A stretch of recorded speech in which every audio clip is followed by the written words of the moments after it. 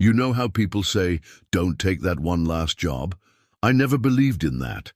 I'm a night shift cab driver in New York. What's one more fare, right? It was just past 2:40 a.m. on a Thursday. Rain had started to hit the windshield in sheets, turning the city into a blurry mess of red taillights and ghostly reflections. I was about to call it a night when a ping came through my dispatch app. Last pickup from a quiet spot in Red Hook, Brooklyn. No picture, just a name. D, no rating either. Kinda odd, but not unheard of. I pulled up to the corner of Van Brunt and Pioneer. No streetlights, just darkness, the kind that makes your eyes feel useless. Then I saw him. A tall man, pale, wearing what looked like an old suit, like 1950s old. He wasn't wet, though it was pouring now. He opened the back door slowly and sat down without saying a word. I said, "Hey, where to?" He didn't speak, just raised one hand and pointed straight ahead. Normally I'd kick someone like that out, but something about him kept me quiet. Maybe it was how still he sat, like a photograph, or maybe it was that smell, like old paper and something dead beneath it. I started driving. He didn't move, didn't blink. Every time I looked in the rearview mirror, he was staring, not at me, but slightly past me, like something was behind me. I said again, "Sir, I need a destination." Then his voice, "Just keep driving, I'll tell you when." Cold, flat, like a cassette tape playing a man's voice. The trip dragged on. We passed blocks I'd never driven before. I glanced down at my GPS, and it had frozen. No signal, just a spinning circle. That's when I noticed something else. The back seat was dry, bone dry. I turned the heat up thinking maybe I was imagining it, but I could see his breath in the mirror, and not mine. When we reached an industrial part of Queens, he finally said, "Stop here." I looked around. No buildings, just a chain-link fence and a row of crumbling warehouses. I said, "Are you sure?" He nodded once. I turned back and he was gone. Door hadn't opened. No sound. Just gone. I got out, heart hammering, thinking maybe he slipped out somehow. The back seat was cold, damp now. A smell lingered stronger than before, like rotten flowers. Then I saw it. On the seat, a photograph, old, black and white. A taxi driver, smiling in front of a cab. The man standing beside him, the same man who was just in my car. But here's the part that made my skin crawl. The date scribbled on the back. October 14th, 1958. Both men found dead. Car submerged in East River. I turned, looked into the darkness beyond the fence, and swore I saw a cab, half submerged in black water, headlights glowing beneath the surface. I drove off so fast I left tire marks. I still have that photo. No one believes me. But I remember his eyes. I see them when I check my mirror. Sometimes, even now, I smell that sweet, rotting scent. Sometimes I wake up thinking I'm drowning. So take it from me. Never take the last fare. Because some passengers never really leave. I didn't drive straight home. I couldn't. My hands were locked around the steering wheel, like they were fused to it. I remember passing intersections without even seeing them, my eyes darting from the rearview mirror to the photo on the passenger seat. I'd thrown it there without looking at it again, but I could feel it, like it was watching me, like that moment in a dream when you know you're being followed, but you can't move. The streets were nearly empty now. Just the sweeping shadows of trees bowing over side roads, blinking yellow lights swinging in the wind, and the hush of the rain thinning to a drizzle. The cab's tires hummed against the wet asphalt, and every now and then I'd hit a puddle that made the whole vehicle shudder, like the city itself was trying to shake me off. I ended up parking under the Manhattan Bridge, tucked into a pocket of darkness between two derelict vans. I turned off the engine, but left the key in the ignition just in case. The bridge loomed overhead like a rusted skeleton, its bones humming with distant traffic and the low moan of wind squeezing through its iron ribs. It was quiet in a way that made you aware of your heartbeat. Too quiet. like the city had drawn a curtain between me and the rest of the world. I reached for the photo. My hand trembled. I told myself it was just the cold, but it wasn't. My fingers touched the edge of the paper and it felt wrong. The surface was soft in a way old photographs aren't supposed to be. Not glossy, not matte, more like skin. Dry skin. That same smell was stronger now, closer somehow, like it had soaked into the fibers of the car itself. I held it up again. The photo had changed. It was subtle at first, almost like the paper had shifted in the light. The man, the passenger, still stood in his old-fashioned suit, his pale hand resting on the cabbie's shoulder. But his head was no longer tilted slightly forward. It was straight, eyes locked forward. And I swear to you, I swear on everything I am, he was looking at me. No smile, no expression. Just a dead, flat stare that felt like it was being beamed from the surface of the photograph straight into my skull. I dropped it, scrambled backward in the seat until I hit the door. My breath fogged up the windshield, and I wiped it away with a shaking palm just in time to see something move, not in the street, inside the car. The rearview mirror trembled, just a ripple at first. Then a shape began to form, a face, faint but clear, like frost forming on glass. That man. But his eyes were wrong now, completely black. Not dark, not in shadow. Black, like something had scooped them out and filled the sockets with ink. His mouth opened, slow and wide, and I saw no teeth, no tongue, just darkness. I threw the door open and stumbled into the street, nearly slipping on the wet pavement. I didn't care. I didn't look back. I walked for blocks, past shuttered bodegas and locked-up bars, past a man sleeping under an awning who muttered nonsense as I passed. I didn't stop until I reached a 24-hour diner on Delancey, where the lights were too bright and the coffee too bitter, and the sound of clinking plates and old jazz scratched through overhead speakers like it was a lifeline. I sat in a corner booth and watched the cab through the fogged-up window. It was parked across the street, still there. But the back door was open, just a crack. And even from across the street, even through the grime and neon and condensation, I could make out a hand, pale, thin, resting on the edge of the doorframe, unmoving. Not a sound in the diner changed. No one else noticed. The waitress poured my coffee and asked if I was okay. I said yes, but that was a lie. Don't forget to subscribe and like if you like this story. The coffee had gone cold. I hadn't touched it since it was poured. The waitress had returned once to refill my cup, then again just to check if I was waiting for someone. I gave her the kind of half-smile people give when they trying to be polite, but can't remember how. She nodded and walked away. I remember her perfume, cheap, sweet, floral, and I remember how violently it clashed with that other smell still clinging to my nostrils. Damp rot, old wood, faint mildew, the scent of something that had once lived, then stayed behind long after it was supposed to be gone. I didn't want to look outside again, but I kept doing it. The cab was still there, parked directly across the street beneath a flickering lamppost, its back door still hanging slightly open. That pale hand was no longer visible, but that didn't calm me. If anything, it was worse, much worse. The fact that it had moved, that it had retreated, without a sound, without a signal, like it had simply pulled itself back into the dark. And the worst part, the cab was locked. I hadn't opened that door. I hadn't even left it ajar. That was the thought that lodged itself in my mind, like a needle in the gums. The back door hadn't opened when the man vanished. I'd checked. I'd heard no click, no creak. That door had been shut, tight. So how was it ajar now? I glanced around the diner, hoping for anything, anyone, to distract me from the idea forming in the back of my brain like mold in a damp wall.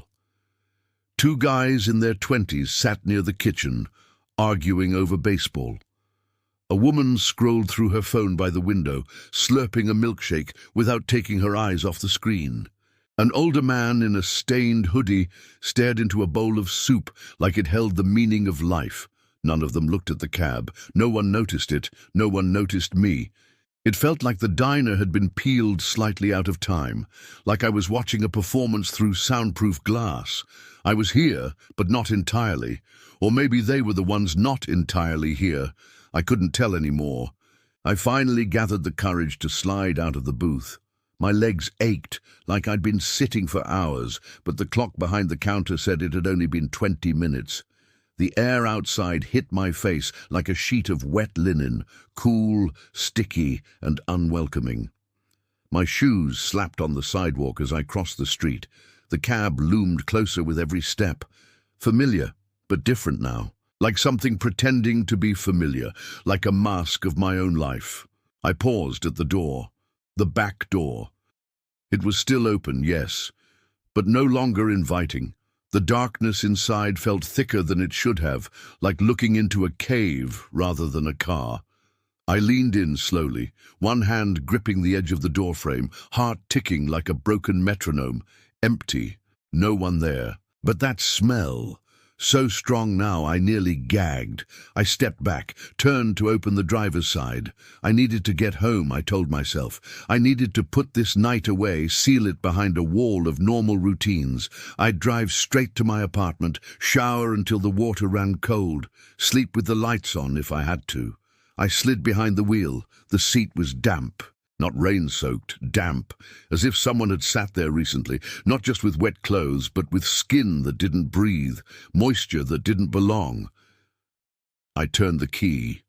Nothing. Not even the click of a dying battery, just silence. Then the radio switched on by itself, white noise at first. Then a slow, dragging voice emerged, buried beneath static like a body under ice. "You shouldn't have come back." I hit the power button. Nothing. I turned the knob. Nothing. The volume crept higher all on its own, the voice repeating now, "You shouldn't have come back.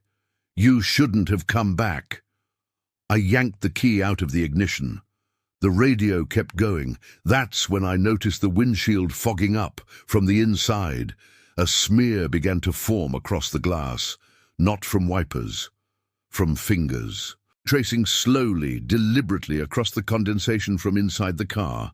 Letters, one by one. W. H. O. A. I threw the door open and stumbled out. The rain had picked up again, heavier now, slashing sideways through the air. I didn't look back. I ran, just ran. No direction, no plan, just the instinct that lives in the back of the human brain, the one older than logic. It wasn't until I reached the Manhattan Bridge entrance again that I looked over my shoulder. The cab was no longer parked across the street. It was gone. No engine, no sound, just gone, like it had never been there at all. But in the reflection of a rain-slick window beside me, I saw the interior of my car, lit, and someone was sitting in the back seat. I didn't sleep for 2 days. When I did finally collapse, it wasn't sleep, it was something closer to unconsciousness, a kind of forced shutdown. I'd barricaded my apartment door with the coffee table, pulled the blinds tight, and left every light on. Even the fridge light. Every time my eyes closed, they shot open again, like a reflex, expecting to see a pale face in the dark. I told myself it had just been exhaustion, hallucination, a stress dream conjured by too many nights behind the wheel, too much caffeine, too little food.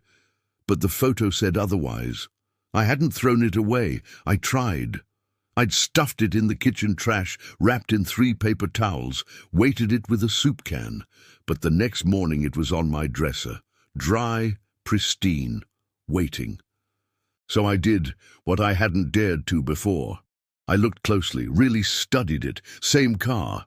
Not just the same model, the same license plate, my cab, the one I'd driven for 6 years, the one that always leaked near the left footwell when it rained, the one with the tiny rip in the backseat leather that I'd never bothered to fix. It was there, in the photo, just behind the man in the old suit, the dead-eyed stranger who had sat in that same back seat 2 nights ago. He wasn't smiling now, and the cabbie beside him, grinning, arms crossed, unaware, had something clutched in his left hand. I hadn't seen it before. It looked like a watch. My watch. I went back to the garage that evening. I told my dispatcher the truth, or part of it, said the car had stalled out near Red Hook, and when I came back it was gone. Stolen, maybe towed. I played dumb, even though the lie tasted like rust in my mouth. He scratched his chin, confused. "We found it this morning," he said, "right where you left it." "That's not possible," I replied. He shrugged and handed me the keys. I didn't want to touch them. Holding them felt like sealing a door I'd already tried to bolt shut. Still, I had to see. I took a bus out to the lot where they'd parked it. My cab was there, just sitting in the far corner under a broken security light. Rain again, of course.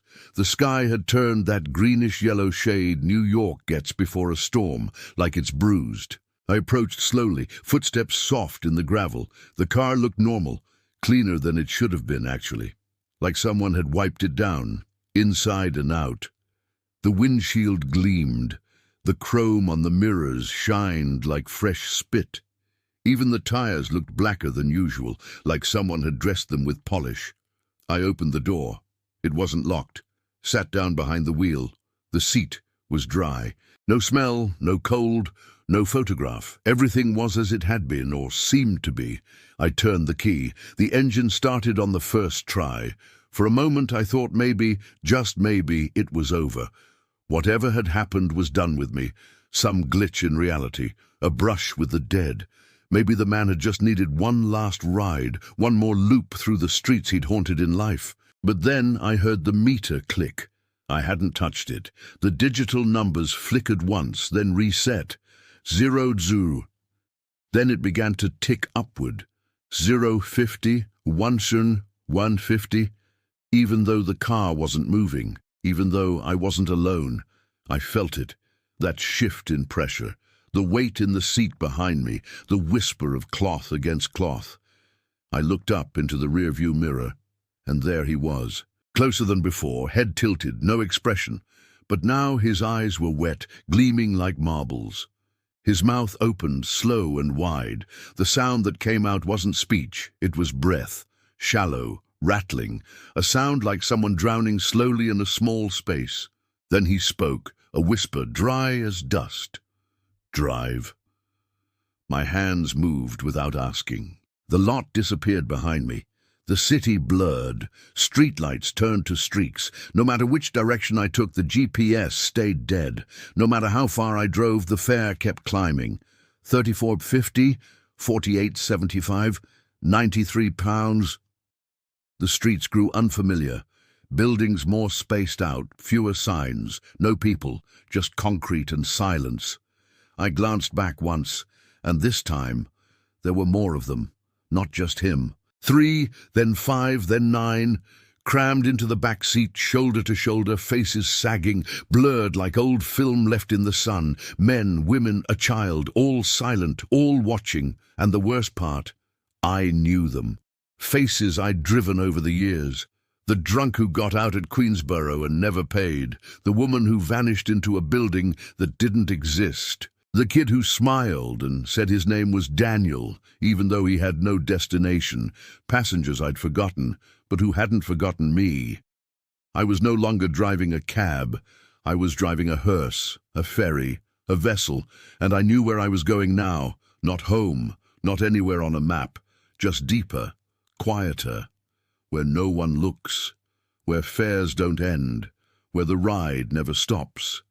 And I knew this too. I wasn't getting out, not until someone else got in. Don't forget to subscribe and like if you like this story.